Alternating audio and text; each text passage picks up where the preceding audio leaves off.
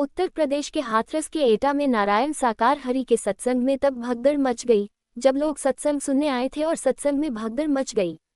इस हादसे में अब तक 60 से ज्यादा लोगों की मौत की खबर है।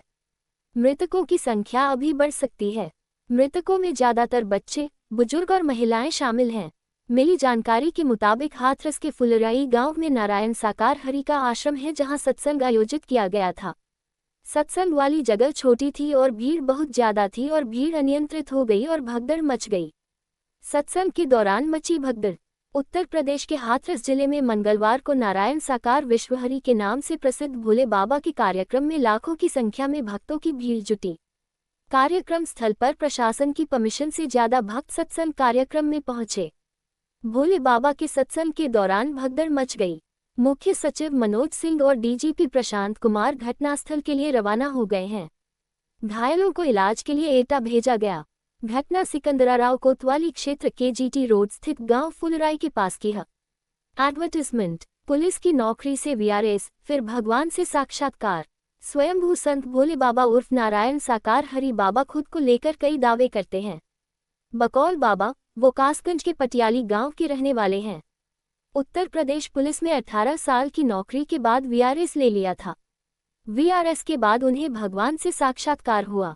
इसके बाद उनका झुकाव आध्यात्म की ओर हुआ। मंगलवार को भी सिकंदराराव के फुलराई गांव में स्वयंभू संत भोले बाबा का प्रवचन चल रहा था। कई राज्यों के हजारों लोग इसमें पहुंचे थे। आई सत्संग खत्म हुआ तो भीषण उमस और गर्मी से बेहाल लोग वहां से जाने लगे। निकलने की जल्दी में भगदड़ मच गई। लोग एक दूसरे को धक्का देते हुए आगे निकलने लगे। आए सूत्रों के मुताबिक हाथरस में आरोपी बाबा जो सत्संग कर रहा था उसके ऊपर कई सारे आपराधिक मुकदमे दर्ज बताए जा रहे हैं। कौन है नारायण हरि? छोड़ी आईबी की नौकरी।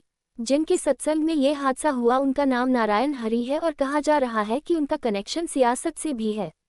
कुछ मौकों पर यूपी के कई बड़े नेताओं को उनके मंच पर देखा जा चुका है। नारायण साकार हरि मूल रूप से उत्तर प्रदेश के एटा जिले के बहादुर नगरी गांव के रहने वाले हैं।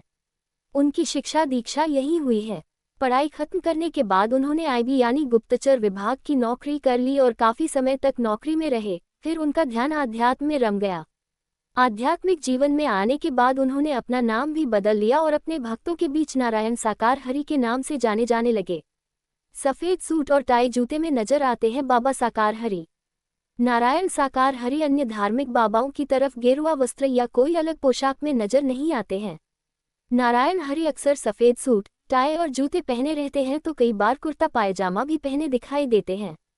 साकार हरि खुद बताते हैं कि नौकरी के दिनों में उनका मन बार बार आध्यात्म की तरफ भागता था, इसीलिए उन्होंने निस्वार्थ भाव से सेवा कार्य शुरू कर दिया। साकार हरि ने बताया कि 1990 के दशक में उन्होंने अपनी सरकारी नौकरी से इस्तीफा दे दिया था। उनके समागम या सत्संग में जो भी दान, दक्षिणा, चावा आता है वे अपने पास नहीं रखते, भक्तों के लिए खर्च कर देते हैं।